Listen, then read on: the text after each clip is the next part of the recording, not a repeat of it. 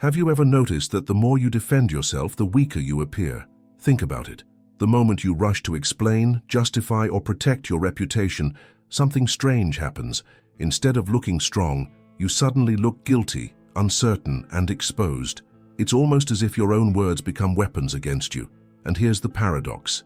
Defending yourself feels like the natural response, but in the arena of power, psychology, and influence, it can be the very thing that destroys your authority. You've probably experienced this before, maybe in a conversation at work, in a relationship, or even during a casual argument. The more you tried to make yourself understood, the more the other person seemed to doubt you. Have you ever passed through that exact situation? This is where Niccolo Machiavelli, one of history's most ruthless strategists, offers us a brutal but liberating lesson. His philosophy is not about being nice, nor about being fair. It is about understanding human nature as it is, not as we wish it to be. Machiavelli teaches that the moment you defend yourself, you are already conceding ground. You are no longer the one in control, you are reacting, and the one who reacts is always weaker than the one who provokes. It's a trap, and most people fall into it without even realizing. That's why this principle is so powerful. When you stop defending yourself, you stop playing someone else's game and begin to dictate the rules of your own. Think about leaders throughout history, the ones we call strong, unshakable, untouchable. Rarely do they rush to defend their names when criticized. Instead, they remain calm, silent, or redirect the conversation entirely. Their silence speaks louder than explanations. Their composure unsettles their enemies. Their refusal to defend creates an aura of mystery and strength. What would happen if you applied that same mindset in your own life? How different would people perceive you if you stopped scrambling for approval and instead projected unshakable confidence? Stay with me until the end, because what you're about to discover is more than a clever trick. It's a shift in psychology, a strategy that can transform how others see you, and more importantly, how you see yourself. You'll see how defending yourself is often the fastest way to lose respect, and how Machiavelli's ruthless insight flips that dynamic completely.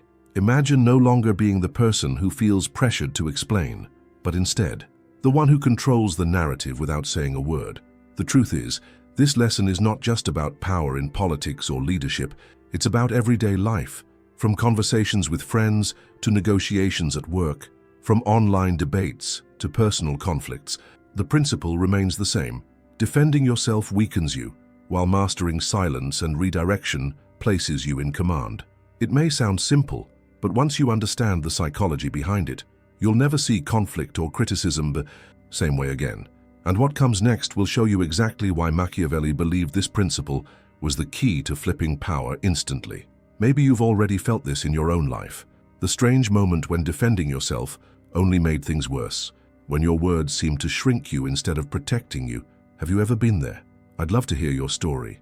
Share in the comments what came to mind while listening so far, because your perspective might be the one that helps someone else watching right now realize they're not alone. This isn't just about learning Machiavelli's theory, it's about seeing how it plays out in real lives, in real struggles, in the moments that shape us. And if this resonates with you, if this idea of flipping power instead of chasing approval speaks to something deep inside, take a moment to like this video. It may seem like a small action, but it tells me that these ideas matter to you, and it tells the platform to keep spreading them to more people who need to hear them. That one click has more power than you might imagine. Also, if you're new here or if you've been listening without subscribing, consider hitting that subscribe button.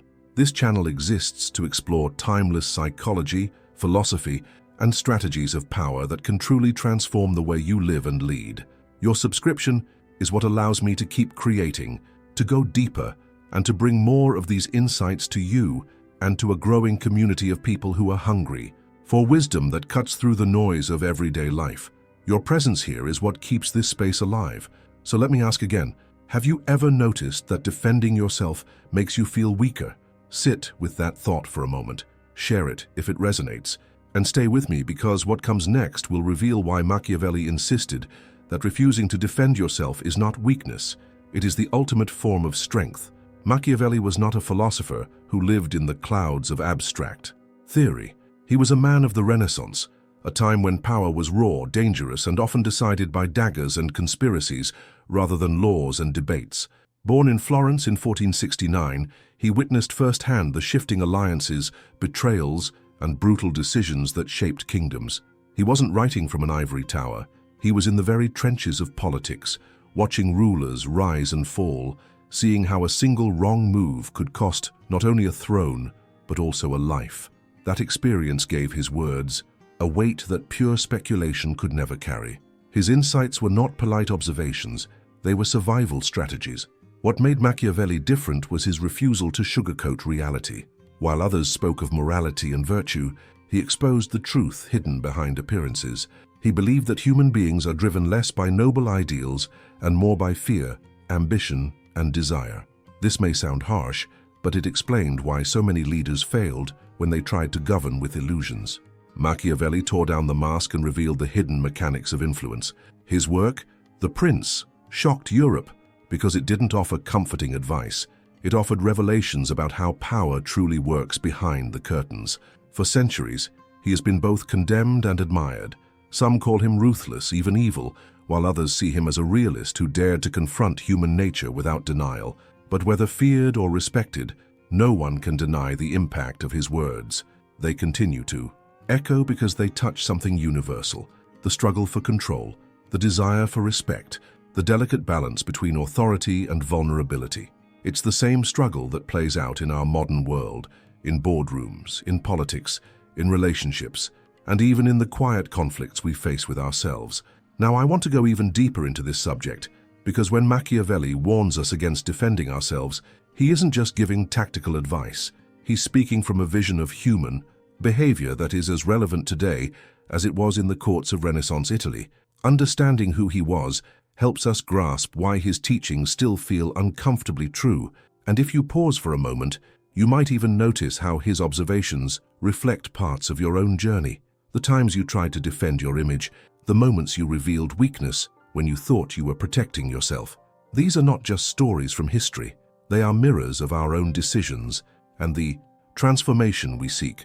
So as we unfold more of this lesson, I invite you to reflect on the duality of Machiavelli's legacy, both feared and admired, rejected and yet deeply studied. That tension is what makes his wisdom timeless. Write down in the comments the phrase "power reveals truth" if this resonates with you, because that simple sentence captures the essence of what Machiavelli saw so clearly and what we are beginning to uncover together. When you feel attacked, your instinct is to respond, to protect yourself, to prove your innocence or your worth. But Machiavelli understood something most people never realize. The moment you defend yourself, you are already at a disadvantage. By responding to an accusation, you acknowledge it, you confirm that it exists, you give it weight and legitimacy in the eyes of others. Instead of putting the fire out, you are feeding it oxygen. This is why defending yourself often makes you appear insecure, even if you are completely right. People rarely judge based on truth, they judge based on perception. And perception is shaped not by facts alone, but by the energy you give to those facts. Think about it. The person who rushes to explain, to justify, to overtalk, ends up looking nervous. Their words sound less like clarity and more like desperation. In contrast, the person who stays calm, silent, or redirects the focus creates an entirely different impression. Silence can make an accusation evaporate. Redirection can turn the spotlight back on the accuser, exposing their motives. Both strategies conserve dignity and reinforce authority. Justification, on the other hand, drains power away from you. Machiavelli knew that human nature is drawn to strength and repelled by weakness. Defensiveness signals weakness. It reveals that the words of others have pierced your armor.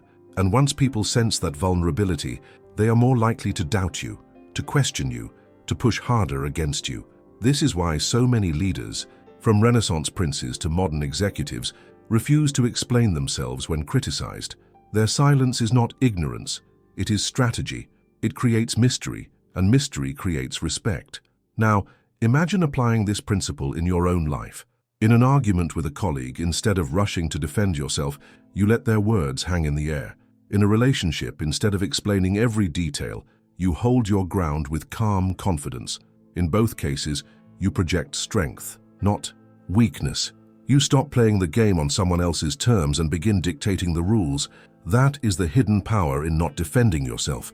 Machiavelli's lesson is not about arrogance or coldness, it's about control. It's about refusing to hand over your authority the moment someone questions you. When you master silence and redirection, you shift the energy of the entire interaction. The other person is left unsettled, while you remain steady. This is why defending yourself is dangerous. Not because it reveals truth, but because it reveals insecurity. And in the arena of power, insecurity is the crack that breaks the whole foundation. Now I want to go even deeper into this subject, because the real transformation happens when you understand the psychology behind perception itself, the hidden dynamics that make silence louder than words and turn restraint into a weapon of influence. Perception is everything. Human beings rarely walk away from a conversation remembering the exact details of what was said. What they carry with them is the emotional impression you left behind. Did you seem confident, calm, unshaken, or did you seem nervous, defensive, desperate to be believed? This is the psychology of perception, and it is far more powerful than truth itself. Machiavelli understood this deeply. He knew that people do not judge based on reality. They judge based on appearances, on the subtle signals of strength or weakness they pick up in an instant. When you defend yourself, you create a very specific impression, even if your words are perfectly logical. Defensiveness suggests guilt. It suggests you have something to hide, or that you are fragile enough to be wounded by criticism. The truth may be the exact opposite.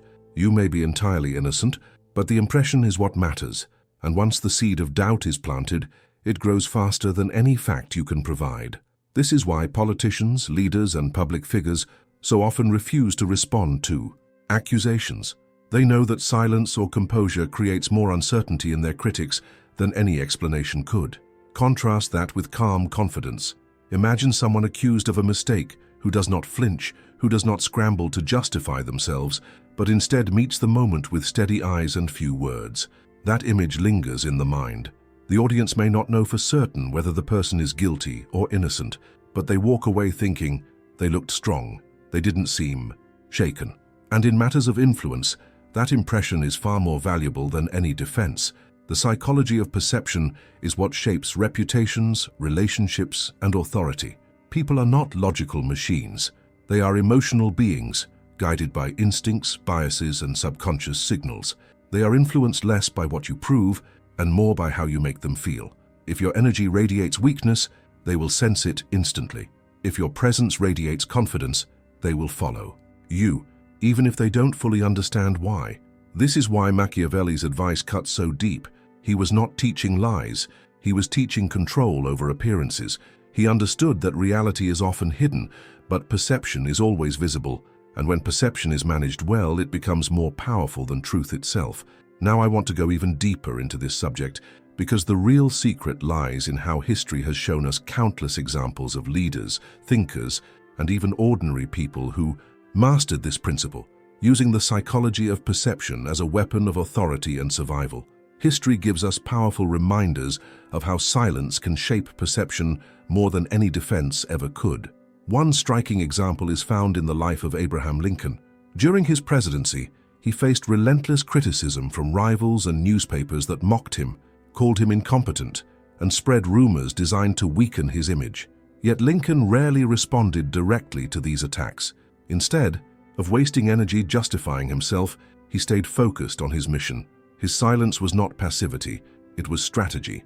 By refusing to descend into petty debates, he projected the image of a man too committed to his vision to be distracted by insults. Over time, his calm presence and unwavering focus became symbols of resilience, and even his harshest critics had to acknowledge his strength. The absence of defense turned into a quiet authority that no words could have achieved. We see a similar pattern in the modern world with leaders like Steve Jobs. Known for his sharp vision and relentless pursuit of innovation, Jobs was constantly criticized, sometimes even ridiculed, for his unconventional ideas. When people dismissed the first iPhone as unnecessary, he didn't defend himself in long arguments. Instead, he redirected attention by letting the product speak for itself. His silence in the face of doubt wasn't weakness, it was confidence. The result? Those who mocked him ended up holding in their hands the very device he was once attacked for creating. The refusal to defend had transformed into undeniable proof of vision and power. What both Lincoln and Jobs reveal is that silence and redirection create space for strength to breathe. When you don't rush to explain yourself, you invite others to fill the silence with their own uncertainty. You make critics question their attacks, and you allow your actions, your results, or simply your composure to tell the story for you. That is what makes this principle so timeless. It works whether in politics, business, or daily life. Now I want to go even deeper into this subject, because when we examine why silence unsettles people so much, we uncover the hidden mechanics of authority, the invisible forces that turn restraint into power and make calm composure feel untouchable. Machiavelli's brilliance was not only in telling us what not to do, but in revealing the hidden moves that flip the balance of power instantly. His trick was simple yet devastating. Never waste energy defending yourself. Instead, redirect the focus, reframe the situation, or let silence do the work for you. The moment you choose not to defend, you shift the dynamic. Your opponent expects resistance. When it doesn't come, they are left unbalanced, forced to question themselves, while you remain steady, untouchable. Consider what happens when you respond with a question instead of a defense. Someone accuses you of being unprepared. Instead of explaining, you calmly ask, "What makes you think that?" In a single move, you've taken back control. The pressure is no longer on you to justify, it is now on them to prove. The accuser feels the weight of their own words, and suddenly, the authority shifts in your favor. This is the psychological sleight of hand Machiavelli understood so well. Another way to flip the power is through redirection. Instead of answering an accusation directly, you guide the conversation toward a broader truth, or a more important subject. A leader criticized for a small error may respond by highlighting a larger vision, a greater goal that renders the attack insignificant. This shift reframes the context, reminding everyone that small criticisms mean little in the face of big achievements. It is not denial, it is dominance over the narrative. And then there is silence, the most ruthless tool of all. Silence unsettles people because it leaves them with no anchor. Without your defense, they begin to doubt their own certainty. The silence itself becomes an answer, an unspoken declaration of strength. When handled with composure, silence communicates that you don't need to lower yourself to justification. It suggests superiority without a single word spoken. Machiavelli's trick is not about arrogance, it is about mastery of perception. By refusing to defend and instead reframing, questioning, or remaining silent, you preserve your authority while forcing others into a position of uncertainty. You flip the burden from yourself to them. And in the struggle for influence, the one who dictates the frame of the conversation is always the one in control. Now I want to go even deeper into this subject, because when we explore the difference between those who beg to be understood and those who quietly command respect, we uncover the essence of power itself, the invisible line that separates the weak from the truly strong. Picture the weak man in the heat of confrontation. His words tumble over each other as he tries desperately to be understood. He explains, then re-explains, searching for the perfect phrase that will clear his name or justify his actions. Yet the more he talks, the more trapped he becomes. Each new sentence feels like a thread in a net, wrapping him tighter and tighter. People stop listening to the content of his words and instead absorb the impression of nervousness, insecurity, and neediness. He does not look innocent, even if he is. He looks small, almost begging for validation. This is the tragedy of defensiveness. It erodes authority in the very moment it seeks to protect it. Now place beside him the powerful man. He does not rush to answer. He does not waste breath convincing anyone of his worth. Instead, he lets silence linger, and in that silence others feel the weight of his presence. He may offer a few words, carefully chosen, but never more than necessary. Where the weak man appears frantic, the powerful man seems composed, almost untouchable. His restraint creates mystery. People begin to wonder what he knows that they do not. What strength allows him to remain so calm under pressure? And that wonder is what transforms perception into respect. The weak man fights for approval, while the powerful man commands it. The weak man reveals his insecurity by pouring out explanations, while the powerful man exposes nothing, holding his ground with quiet certainty. The weak man gives away control with every word, while the powerful man gains control by saying less.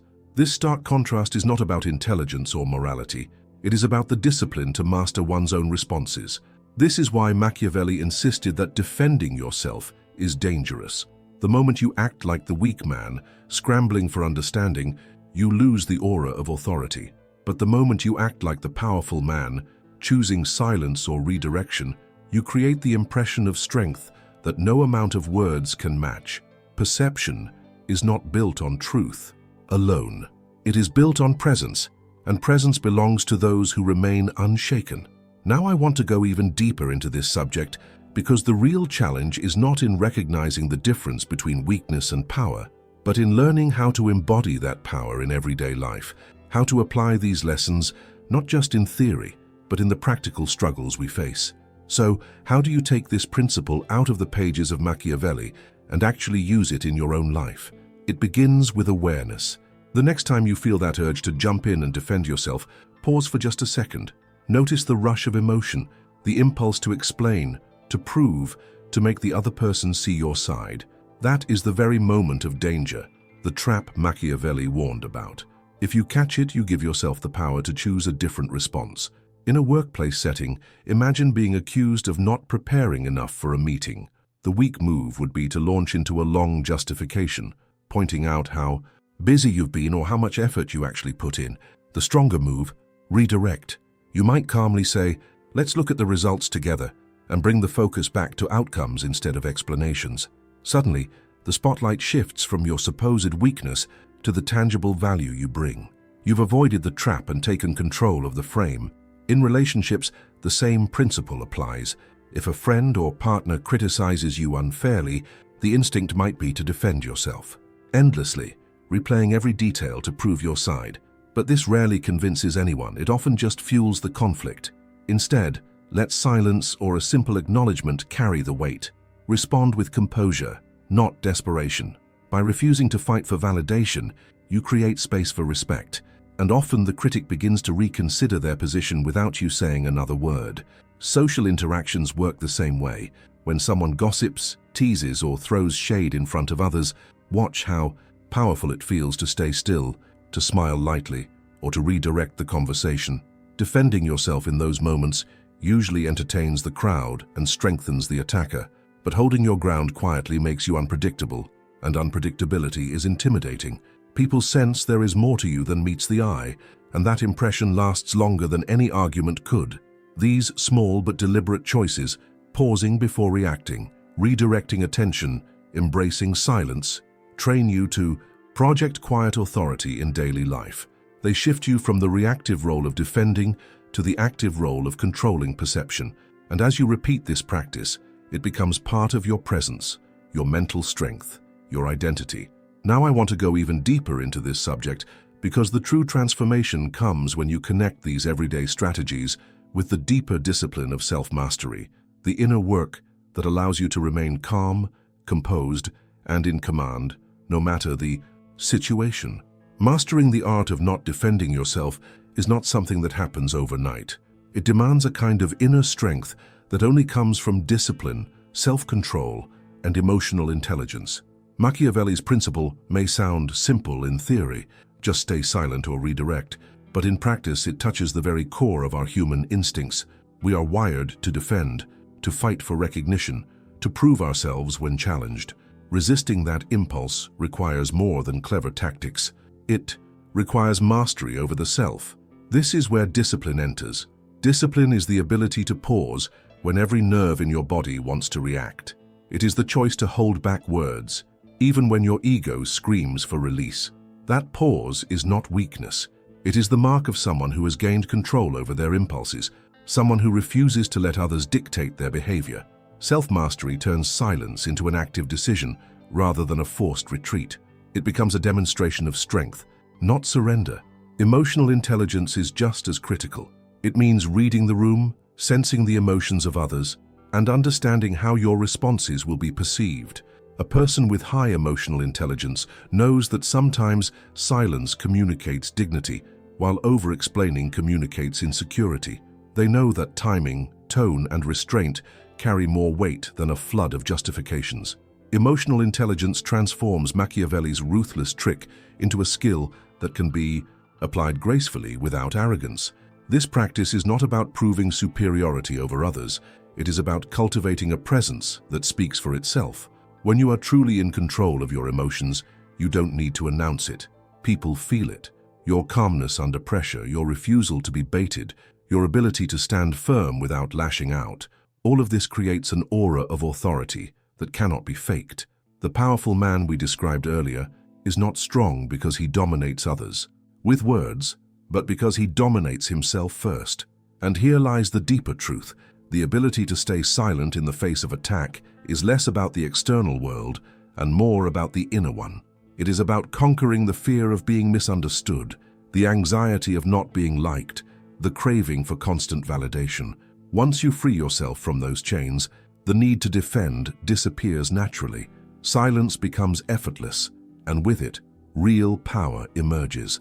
Now I want to go even deeper into this subject, because once you understand the discipline behind silence, the final step is to see how this principle transforms not just moments of conflict, but your entire identity, shaping how you move through life and how others experience your presence. Next time you feel that sudden urge to defend yourself, I want you to pause, just for a breath. Notice the tension rising inside you, the instinct to explain, to prove, to win the approval of others.